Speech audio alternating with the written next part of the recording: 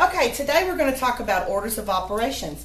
And in mathematics, there is an order in which you work operational problems in math. I remember when I was in middle school, my teacher said, Pam, all you have to do is memorize PEMDAS. Parentheses, exponents, multiply, divide, add, and subtract.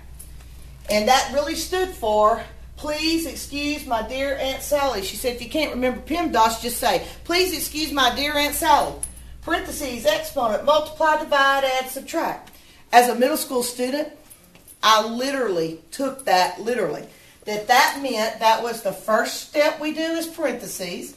Then I was going to do all my exponents. Then I was going to multiply. Then I was going to divide. Then I was going to add. And then I was going to subtract. So I thought that's what she said, the order in which you work operations. So we went in the classroom, and she posed a problem on the board and asked each one of us to work it. So I'm going back to what I already memorized and what she told us to memorize. So I'm thinking, well, it says right here that I multiply and then I divide. So I went back over here and I said, well, here's a multiplication problem. So 24 divided by 24, and my answer is 1. Turn my paper in. Teacher said, Pam, you missed it. That's not the right answer.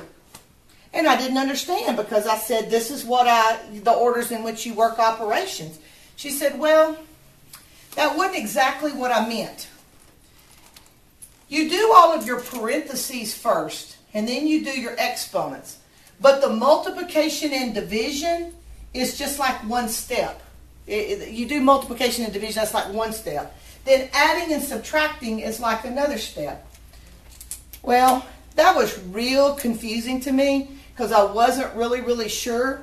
So when I went back to this problem again, so then I said, well, so what does this mean? If you've got a division and a multiplication problem and it's step 3, how do I know which one to do first? She said, you don't. You work left to right, solving as you go. Because that one, multiplication is not any more important than division. So you just solve left to right. So I said, okay, so I've got 24 divided by 8, which gives me a 3 times 3. And that answer then would give me 9. And she's like, sure, that's exactly. Well, I've often thought about this as I got older and I started teaching school. And I knew that was confusing to me as a middle school student, so I know that it has to be confusing for a lot of kids as well. And I was at a workshop one day where a guy was talking about this very notion that orders of operations, a lot of people in the United States are confusing this. He said to help kids see this, start thinking about a hierarchy system where you have your parentheses on top that's much hierarchical, kind of like the president is to the United States. He's the hierarchy, then everybody flows below him. Then you do your exponents. Then you have multiplication and division. And boys and girls, what I want you to notice is multiplication and division is at the same level in mathematics. Then you have addition and subtraction on one level.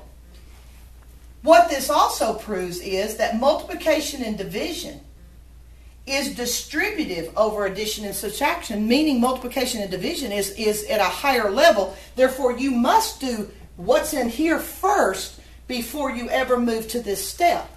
But if you're only on one level, like in this particular problem, you just work left to right.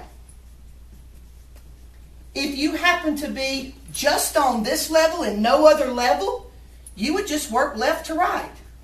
So that, I think, helped me, even as an adult, go, okay, this makes more sense to me now why in this particular problem I work left to right and I don't do the multiplication first. So let's look at another example. If I said we had 12 plus 6 times 3. Now notice in this problem we have 2 operations, adding and multiply. So if I come back to my hierarchy system, I don't have any parentheses, I don't have any exponents, and now I'm at this level. Well, hey, I have a multiplication problem here. I have to do that step first before I add. So I think about solving that problem, and I get 12 plus 18 for the answer of 30. Even if this problem had been written like 2 times 8 plus 12, where the multiplication comes first in addition, it still means I follow this. Multiplication comes first. 16, that's the product of 2 times 8 plus 12, and I get an answer of 28. All right, let's move on to one that may be a little bit more complex. Let's say we had parentheses 2 plus 8 times 6 plus 3 to the second power, or to the power of 2. In this particular problem, let's start in our hierarchy. We must solve everything in parentheses first. So I have parentheses around this. So I must find the sum of 2 and 8 first, because the parentheses says you have to do that first. Even though you may think about, well, there's addition, it's on the bottom. Those parentheses kind of trumps it. It says this has got to go first. 10 times 6 plus 3 squared.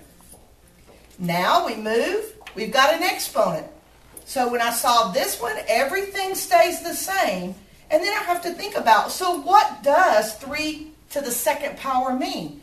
Well, it means 3 times 3, which is 9, because 3 squared is 9.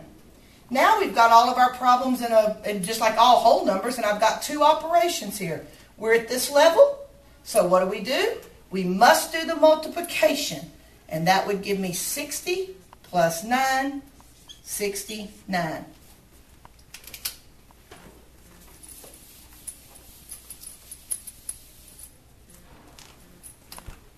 You're going to be given some problems to work on your own in class. And when you think about this, I want you to think about how important this graphic organizer could be to you.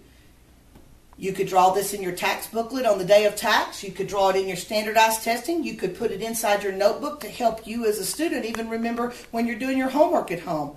But again, the orders of operations is, please excuse my dear Aunt Sally, but in a hierarchy system. So I think the graphic organizer will help you.